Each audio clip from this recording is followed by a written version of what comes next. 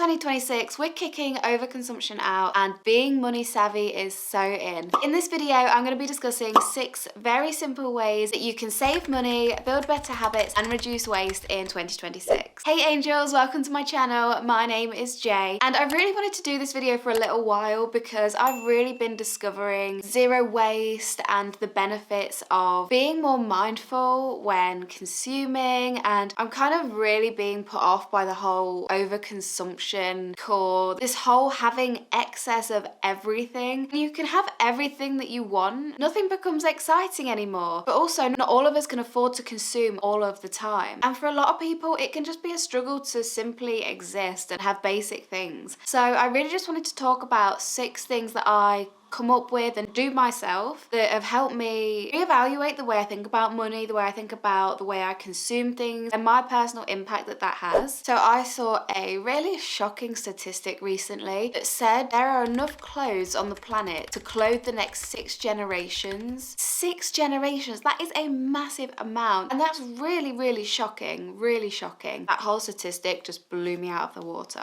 So my very first tip is to shop secondhand wherever you can, and that might look like a charity shop, it might look like Vinted, it might look like eBay, it might look like Depop. There's just so many platforms now for buying secondhand. I think you always have to be cautious. Like, I know reselling is a massive problem as well, which only contributes to all of these issues. But I also find, so like when I go on a shopping trip, and I don't do big shopping trips and I don't do hauls, nothing like I used to. I'll go to a shopping centre. I really like to shop in person rather than online now, so I'll try and go to a shop where I can. But I end up getting really frustrated really quickly. And I think that's because they're really overstimulating. Also, each shop just feels like such a copy and paste of the next shop, and it's really difficult to navigate having a personal style and trying to find unique pieces and things that you're going to want that have longevity in your wardrobe. And not just that, things are churned over so fast. Like, you can go in a month and things will have changed round, or there'll be new pieces in, and it's like, I know it's such a fast-paced industry, but it's so overwhelming. It's too much. So over the past year, I've been really working on buying things secondhand. I've shopped in charity shops for like 10 years. Like, I love charity shops. You just never know what you're gonna find. But I'm also being harsher with myself. I'm not buying something if I just think it's okay or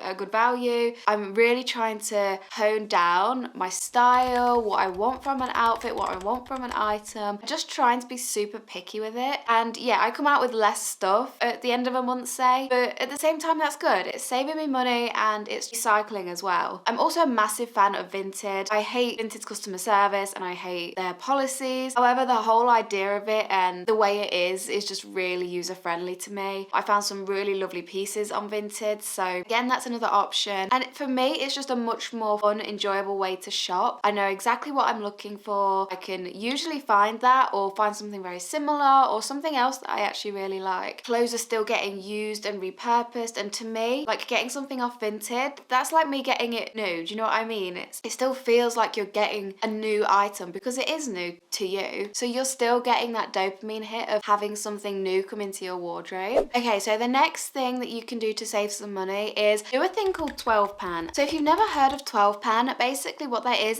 taking basically a makeup or beauty product and using it until it is completely gone. So the idea comes from, like, you know, if you've got a blusher and it's in one of those like compact things, and you know when you get to the bottom you hit the pan of the makeup, that's where that whole idea comes from. Try and think about everything that you've got right now, like makeup wise, maybe even like body lotions, that kind of stuff, like all your personal care stuff. Think about that stuff, and before you're going out and buying new things and replacing what you've got, make sure that you use what you've got first. I think we're in such a culture where, especially for like the self-care stuff, it really has had such a moment the past couple of years, especially with the whole clean girl aesthetic. You're constantly being sold something. You're constantly being told that you need XYZ to look this way, and to have the perfect clean girl makeup you need this, when in reality you really don't. You don't need all the products that people are selling you. You don't need this specific skincare thing that smells like this. It's like when the Nala's baby had a moment, and oh my god, they must have had such a boom because it was considered trending.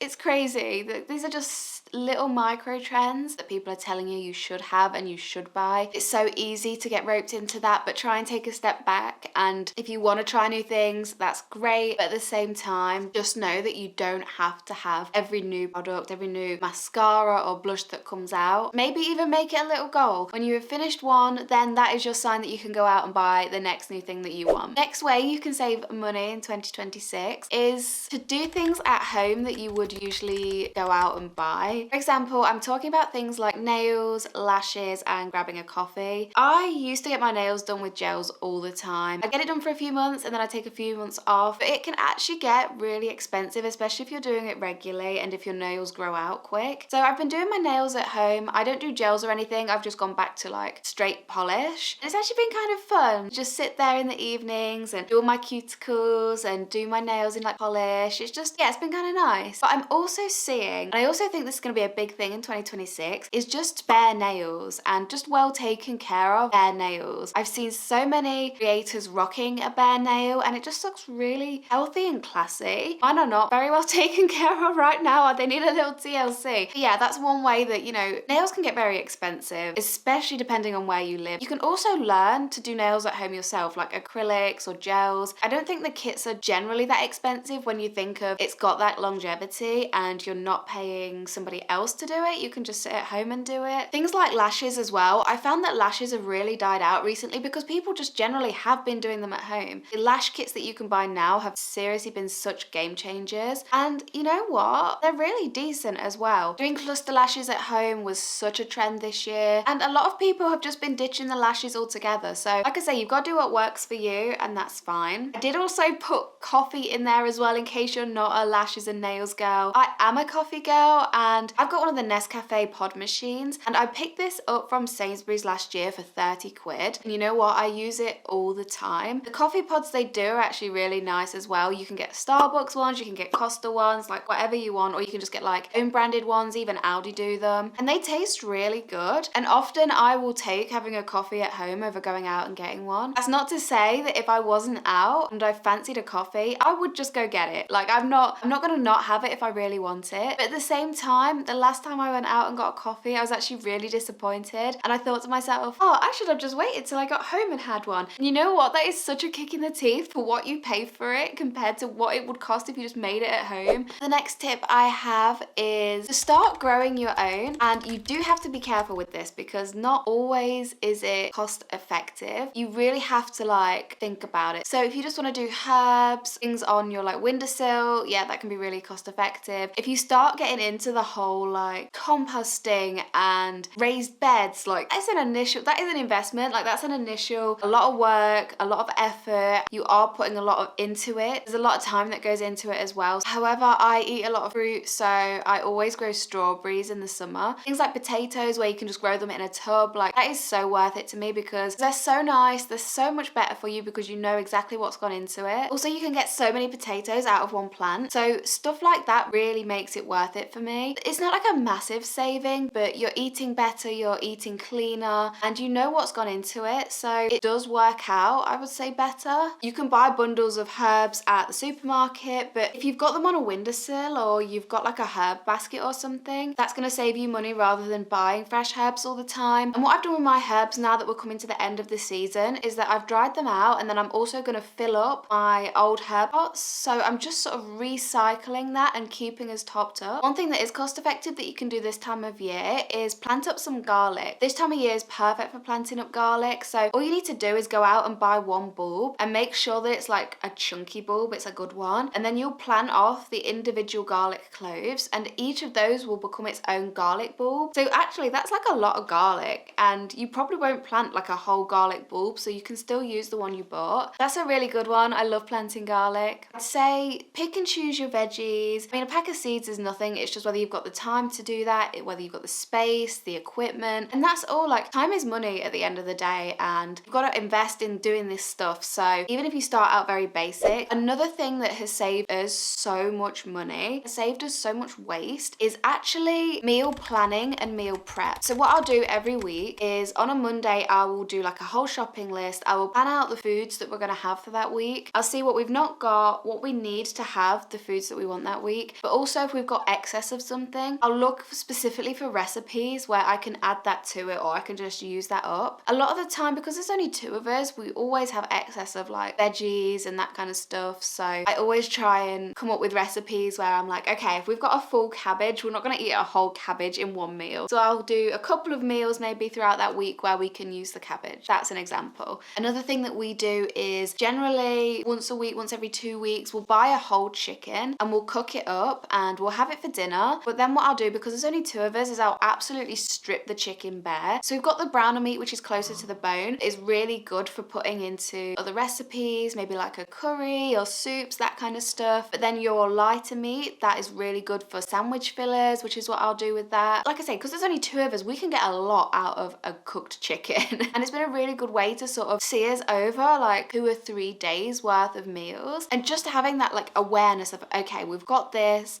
extra food, what are we going to use it towards this week? It's just having that awareness. And before really doing that and really planning and just sort of going on a whim like, oh, tonight I fancy this, oh my god, we'd waste so much food. And I just feel awful for it because we were just throwing so much away that had just gone off or rotten. So yeah, it wasn't a good way to live. We was wasting a lot of money. Okay, and the final tip I have is to get a money planner. And I've seen these over TikTok. Like, this isn't a promotion or anything, I've just seen them, where it's like a planner and it breaks it all down for you. I used to do this when I had a bullet journal because it really made me realize and be accountable for what I was actually spending. Like, I didn't actually realize, okay, I spent £20 on this and another £10 on this and oh, another £5 on this. And when you see it all together, you're like, okay, actually I didn't need to spend that, I didn't need to do that. But because it's kind of like, if you've got it on your phone or your card, you can just tap it and it's done. So I feel like if you've got a planner, you can really just set out, okay, this is for bills, this is for this, and this is, maybe I've got, I don't know, £50 or £100 this month to spend on myself, to spend on whatever things I want to do. And once that's done, like, that's completely it. That's like, I'm not giving myself any more. And it really just helps to train as well, like being financially accountable, also doing budgets. And you never get taught this in school. Like, it's the most stupid thing. There's no wonder people get into really dire financial situations. So I think if you get a planner where you can write down what you're spending, I used to save all my receipts and put them in there. It's like I made like a whole audit. I made a whole thing. Also, what I would do is I would rate them, whether it was a good spend, an okay spend, or a bad spend. And what I'd do is I'd colour in the boxes for each. So as I was plotting it, the boxes would be coloured so I could actually see, okay, I'm spending really bad right now, or I've had a really good time and spent this right now. But does that correlate with things like my mood? Does that correlate with things like my cycle? There's lots of different things that can go into it to help you have a whole awareness and build a full picture. A, why you're spending, but B, what you're actually spending your money on if you feel like you've got no money. And use it like a diary. Use it every day and say exactly what you spent money on and exactly where your money is going. That is everything I have. Don't get too bogged down because these are just a few tips and ways that has helped me personally be able to be more mindful and understanding, and to also just cut down where I didn't actually need these things in my life. And I don't feel like I've cut anything away. I don't feel like I've impacted my life in any way. I hope that you guys have enjoyed this video. I hope that you have found it helpful. If you have, please do give me a big thumbs up and subscribe as well, because I'd love to have you here for future videos. I look forward to seeing you beautiful people in my next video.